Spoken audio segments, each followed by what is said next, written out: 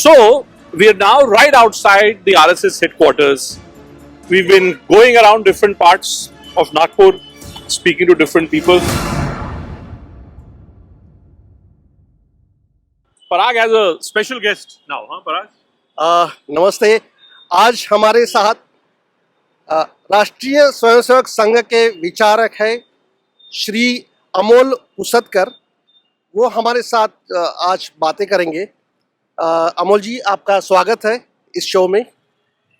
जी अमोल जी, बहुत बहुत बहुत धन्यवाद। बड़ा सुंदर है आरएसएस हेडक्वार्टर, हम लोग जो भी देख के आए, और आप सभी को देखना चाहिए। काफी इंटरेस्टिंग किताबें हैं, भवन है, बड़ी हिस्ट्री है। और यहीं पे मोहन जी सरसंघ चालक जी, जो हर विजयदशमी के दिन जो उनका जो भाषण होता है, जो बड़ी बारीकी से देखा जाता है, क्योंकि वो एकदम राष्ट्र की जो राजनीति होती है उसके ऊपर एकदम वो एकदम सफाई दे देते हैं। तो अब की बार तो भाई कन्हैया जी, पिछले 3 महीनों से मैं देख रहा हूँ सरसंघ चालक जी जो बोल रहे हैं उसका बड़ा मायने है उसके ना। बिल्कुल क्या कह रहे हैं, कहने की क्या कोशिश कर रहे हैं? बिल्कुल। अब लोकसभा में जिस तरह के रिजल्ट्स आपने को देखने को मिले और जिस तरह का एनालिसिस हुआ लोगों ने किया, उसमें ये बात कहीं ना कहीं निखर के आई कि संघ की तरफ से थोड़ी उदासीनता थी।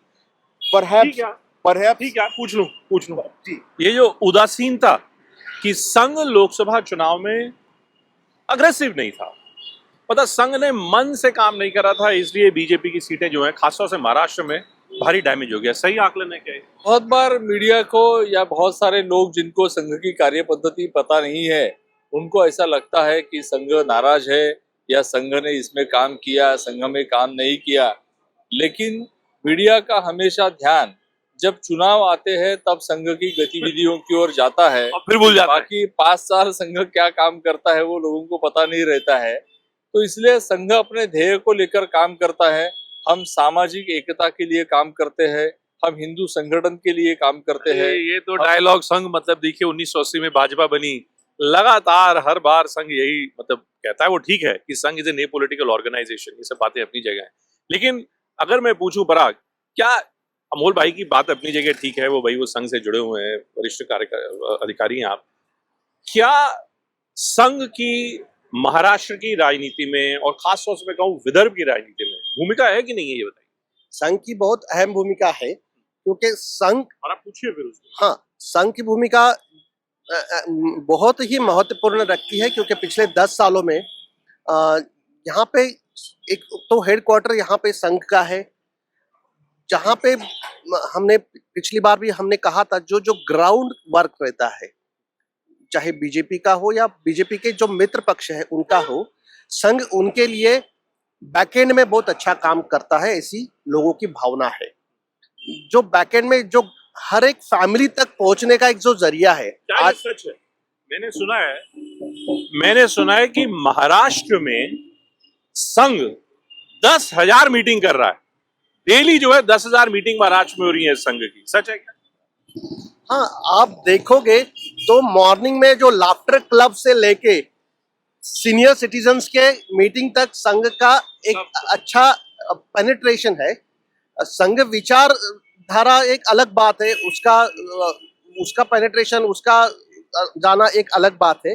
लेकिन अभी हमें जो करना है वो हमें संघ के बारे में जानना है कि संघ पन्ना पेज तक पहुंचता है, क्योंकि जो इलेक्टोरल वोटिंग सिस्टम है, तो वो जो पन्ना पे हम लोग पन्ना है, पन्ना तक जो फैमिलीज है, अगर वहां पे 12 फैमिलीज है तो हर एक मेंबर तक, तो लोगों की भावना है, मीडिया की भी भावना है कि ये जो नेटवर्क है लोगों तक पहुंचने का, ये संघ के जरिए बहुत अच्छा होता है। और जो उदासीनता जो कही है, जैसे बीजेपी का प्रभाव बढ़ता गया, बीजेपी लार्जर देन लाइफ बनती गई और संघ को शायद भूली क्या, तो ये हमारा पहला प्रश्न है कि संघ में जो दरार और बीजेपी में जो ऊपर से दिखाई दे रही है, तो इसकी वजह यह है कि बीजेपी बहुत ज्यादा बड़ी हो गई क्या, बड़ी हो गई। और ये तो मेरे ख्याल से नड्डा जी ने कहा था पिछले इलेक्शन में, उसी का मैं जिक्र कर रहा था कि नड्डा जी ने ये कहा कि अब हमको संघ की जरूरत नहीं है।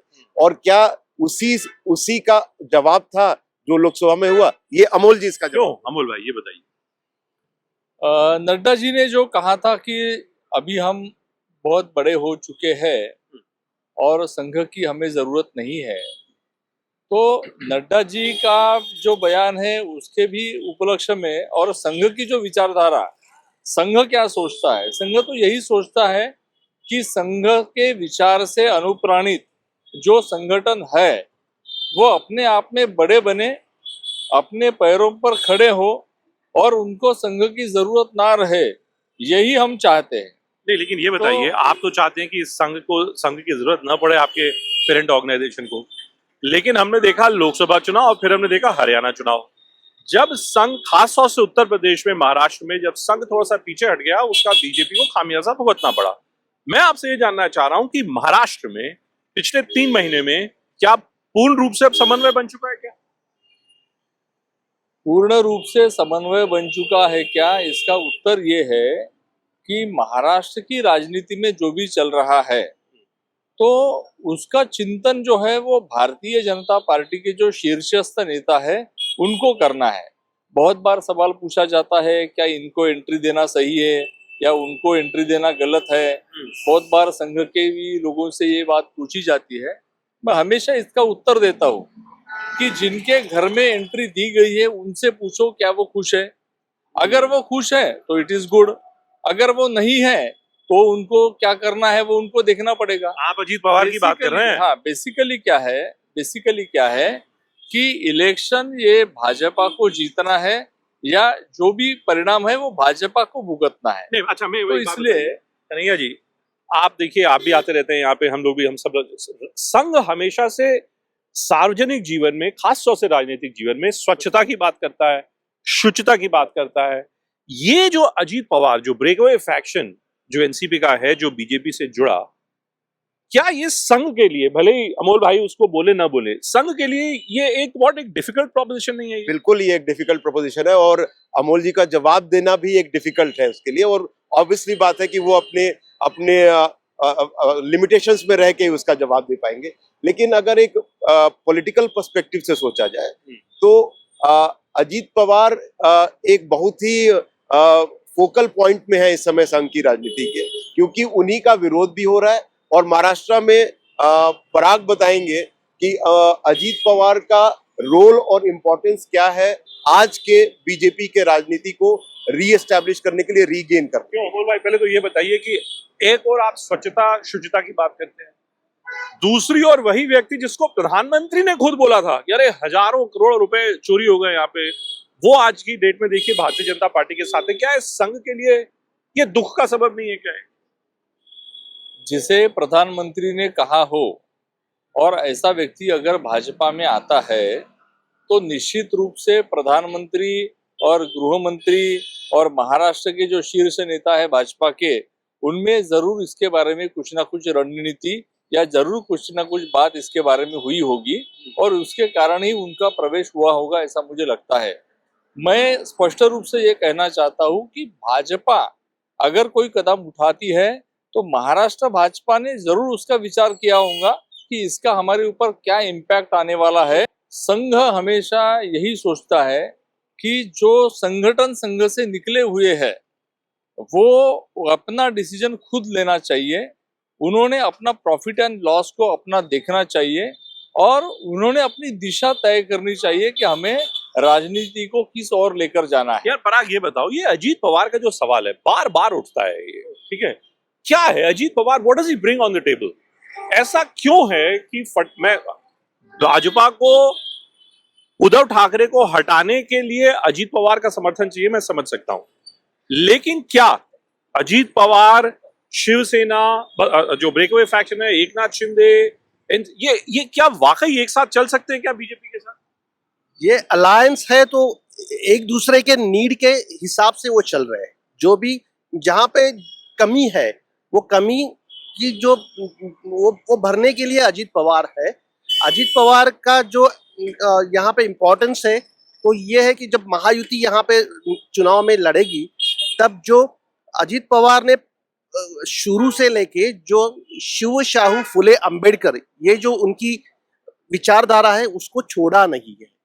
आप देखें कि सुनेत्रा पवार जी के जो इलेक्शन था उनका, वो चुन के नहीं आई, लेकिन वहां पे जो खड़कवासला जो एरिया है उनके मतदार संघ में बारामती के, तो खड़कवासला ये बीजेपी डोमिनेंट वहाँ का इलाका है।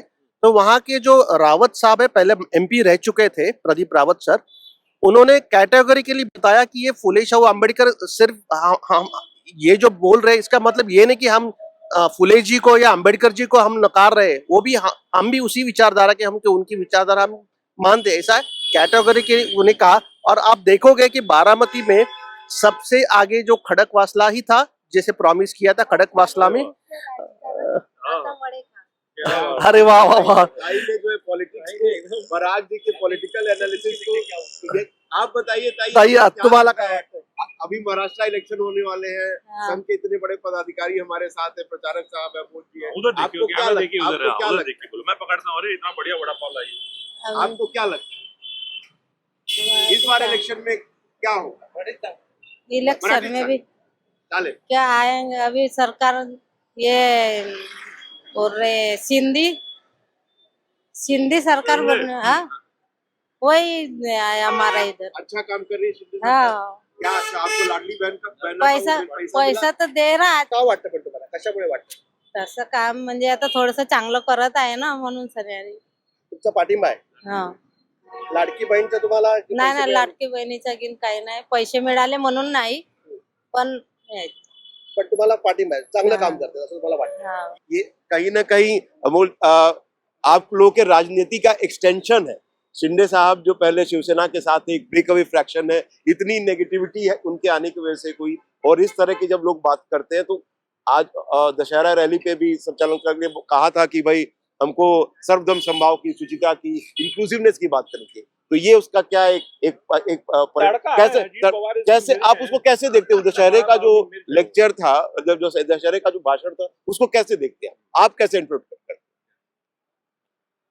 पूजनीय सरसंघ चालक जी ने जो सामाजिक समरसता की बात अपने विजयादशमी के भाषण में कही है, हमेशा संघ उसी के लिए काम करता है।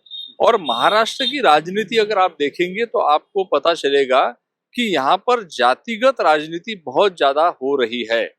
महाराष्ट्र की जनता का जो जातीय ताना बाना, जो उनका फैब्रिक है, उसको तोड़ने का काम आज की राजनीति कर रही है। संघ हिंदुत्व की बात करता है, संघ सामाजिक एकता की बात करता है, तो संघ समाज को एक लाने की बात करता है, और राजनीति समाज को तोड़ने की काम कर रही है। तो संघ सरसंघ चालक जी ने जो कहा है सामाजिक समरसता की बात, तो संघ के स्वयंसेवक ये किसी एक वर्ग के स्पेसिफिक करके नहीं जाते हैं, लेकिन जो धनगर है, मराठा है, ओबीसी है, जिसे शासकीय दृष्टि से ऐसा बांटा जाता है, संघ के स्वयंसेवक सभी तबकों में जाते हैं, सभी के साथ बात करते हैं, और इलेक्शन में भी संघ का स्वयंसेवक ये एक सामान्य नागरिक है, उसका भी अपना व्यू पॉइंट है, वो भी अपनी सोच रखता है कि मैंने महाराष्ट्र में कौन सी सरकार को लाना चाहिए, मैंने क्या करना चाहिए। लेकिन संघ स्वयंसेवकों को कोई आदेश नहीं देता, संघ में आदेश नाम की कोई चीज नहीं रहती। तो स्वयंसेवक अपनी बुद्धि से और अपनी नीति से चलता है। संघ केवल बोलता है कि आप हर व्यक्ति के पास जाइए और उसको कहिए कि आज भी हम देखते हैं कि चुनाव में 58%, 60%, 65% इतना ही वोटिंग होता है। तो समाज में 35% ऐसे लोग हैं जो आज भी इम्पोर्टेंट है, लेकिन वो वोट नहीं कर रहे हैं। तो संघ का स्वयंसेवक घर घर जाकर लोगों को अपने मताधिकार का प्रयोग करने की बात करता है। अमोल जी एक बात बताइए मुझको, अभी जब अगर मैं लोकसभा चुनाव की तुलना करूं मैं विधानसभा चुनाव से, यहाँ पे तो एक हमने देखा कि विपक्ष ने एक माहौल बनाया कि संविधान खतरे में है, रिजर्वेशंस को लेके एक माहौल बनाया गया, उसका खामियाजा बीजेपी को भुगतना पड़ा।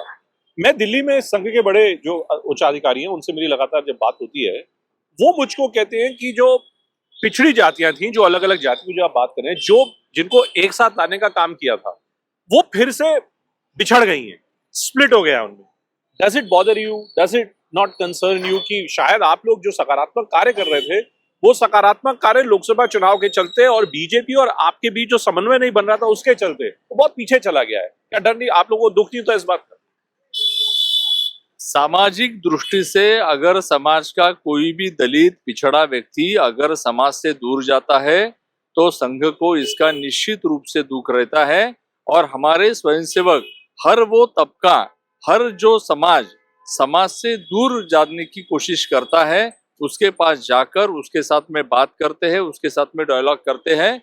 और राजनीति ये हमेशा जाति व्यवस्था को उजागर करने वाली रहती है और संघ हमेशा हिंदुत्व की बात करता है। लेकिन मैं अमूल जी से एक बात पूछना चाहूंगा, इन्होंने हिंदुत्व की बात कही, इस इलेक्शन में महाराष्ट्र में क्या बड़ा मुद्दा है, गवर्नेंस या हिंदुत्व आपके लिए? आप लोगों तक क्या पहुंचा है? नहीं, हम तो हमेशा ही हर इलेक्शन में लोगों को हिंदुत्व के आधार पर ही बात करते हैं। और हिंदुत्व के आधार पर बात करते समय हम उनके सामने राष्ट्र का मुद्दा रखते हैं कि राष्ट्र के हित में जो है उसके हित में आप मतदान कीजिए।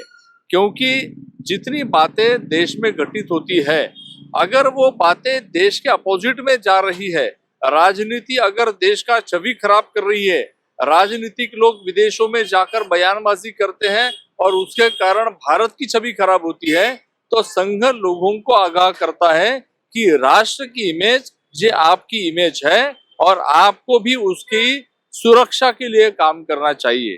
तो हिंदुत्व कोई मुद्दा नहीं है, हिंदुत्व एक स्वभाव है। अगर राजनीतिक पक्ष राजनीतिक सोच को आगे बढ़ाएंगे तो संघ लोगों को एकजुट करने की, हिंदुत्व की सोच को आगे बढ़ाएगा। यही हमारा हर समय काम करने की नीति रहती है।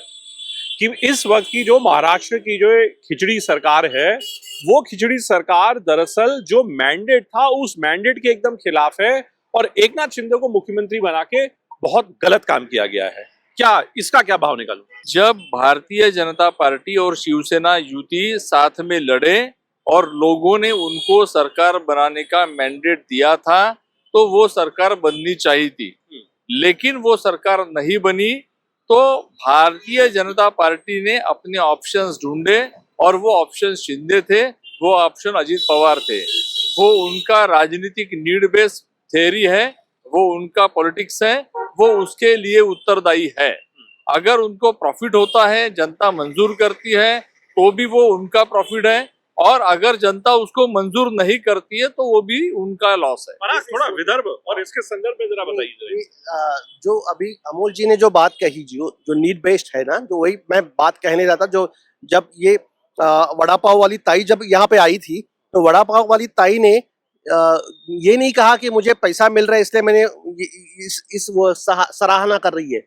उन्होंने वो गुड गवर्नेंस की इनडायरेक्टली बात की। अच्छा लग रहा है। तो एक तरीके के गवर्नेंस से जो ऑर्डिनरी आदमी शायद हैप्पी है, शायद उनको लगता है कि ये अच्छा चल रहा है। तो अजीत पवार का जो हमने बात कि जैसे फुले शाहू अम्बेडकर वाला आइडियोलॉजी है, वो भी वो जो गैप है वो भर रहा है। मुस्लिम जो है वहाँ पे दो आप देखेंगे कि अब्दुल सत्तार जी है और हसन मुशर्रफ जी, दो मुस्लिम मंत्री है इस गवर्नमेंट में। और हसन मुशर्रफ जी को आप देखोगे तो वो उन्होंने खुद मंदिर भी बनाया है, खुद आरती करते हैं, सब उत्सव हिंदू वाले उत्सव सब करते हैं। तो ये जो इनडायरेक्टली गंगा जमनी तहजीब वाला जो मुद्दा है, इनडायरेक्टली वो शायद बीजेपी के लिए कंफर्टेबल नहीं रहेगा, लेकिन अजीत पवार के थ्रू वो आ रहा है। और शायद बाकी जो समाज है, बाकी जो वोटर है, वो वोटर को जुटाने में उनकी शायद मदद होगी। चलिए अमोल भाई, बहुत बहुत धन्यवाद आपका। आप आए and you thrown light on all these subjects. हम महाराष्ट्र के बाकी जिलों में भी जाएंगे कि नहीं? हाँ, अब अगली डेस्टिनेशन क्या होगी भाई? अब यहाँ से हम लोग वर्धा जाएंगे, वहां से गोंदिया जाएंगे और वहां से भंडारा होते हुए फिर वेस्टर्न महाराष्ट्र करेंगे। चलिए, तो पूरा का पूरा महाराष्ट्र अपने अलग अलग रीजन्स की राजनीति के कारण जो बदलाव है, वो बदलाव आप श्रेष्ठ महाराष्ट्र पर देख पाएंगे।